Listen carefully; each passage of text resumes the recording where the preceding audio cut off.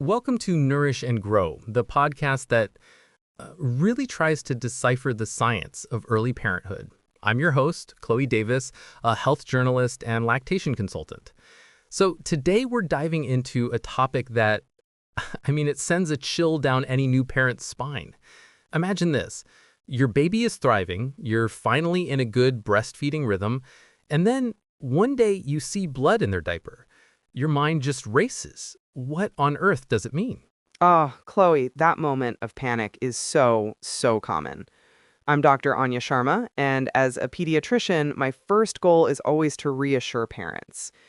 In an otherwise healthy, exclusively breastfed infant, this is, well, it's usually not an emergency. Okay. Right. It's often the main symptom of a condition that we call allergic proctocolitis. That sounds very clinical. Let's translate. What's actually happening inside the baby? Of course. So, proctocolitis simply means inflammation of the rectum and colon.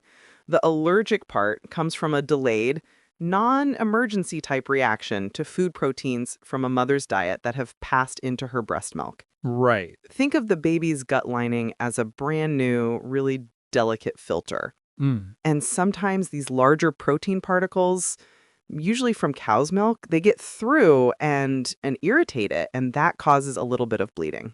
So it's not a rush to the ER kind of allergy, but more of a gut level sensitivity. Exactly. The baby is typically happy, gaining weight perfectly.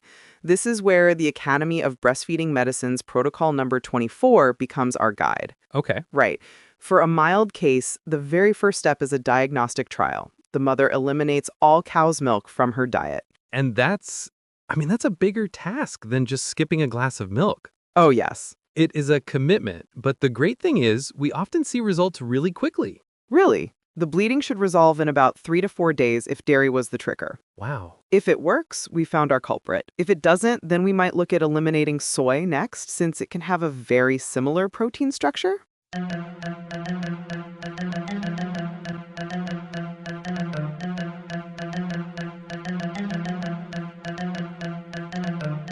I hear from so many parents who are dealing with this whole cluster of issues. Maybe it's colic and terrible reflux and eczema all at once. Yes. And they often see them as totally separate problems. Are they sometimes connected to this? Oh, they absolutely can be. The inflammation from a food sensitivity can manifest in so many ways. It can make a baby's reflux worse, irritate their skin and cause eczema, and lead to that general discomfort we just label as colic. Right. So if we see that cluster, thinking about a potential food trigger is a really crucial piece of a puzzle. This seems to be the standard approach, but I was so fascinated by a recent review in Clinical and Experimental Allergy that really challenges this. Yes. It basically asks, should an elimination diet be our automatic first step? It's such a vital piece of the conversation, and it's changing how many of us practice. So the researchers, Allen and Boyle, they point out two things. First, the actual amount of allergen that passes into breast milk it's minuscule, Tiny. often way too low to cause a true allergen reaction. And second, placing a new mother on a strict, stressful diet has real downsides. Yeah. It can impact her nutrition, her mental health, and even her milk supply. So what did they propose instead? It's a beautiful shift in perspective, really. They suggest that the best person to identify a problem is the mother herself. Oh, I like that. It really empowers the parent as the expert observer of their own child. But, okay, what happens in more difficult or severe cases where a baby really isn't doing well? Right. So if a baby is losing weight or the bleeding is significant, we escalate care. Of course. That involves a referral to a specialist and sometimes using a hypoallergenic formula where all the proteins are completely broken down. And, there are other therapies being explored too. The ABM protocol mentions that some mothers find relief by taking pancreatic enzymes to help break down food proteins before they're even absorbed. Interesting. And others find that giving the baby specific probiotics helps to mature their gut and reduce that inflammation.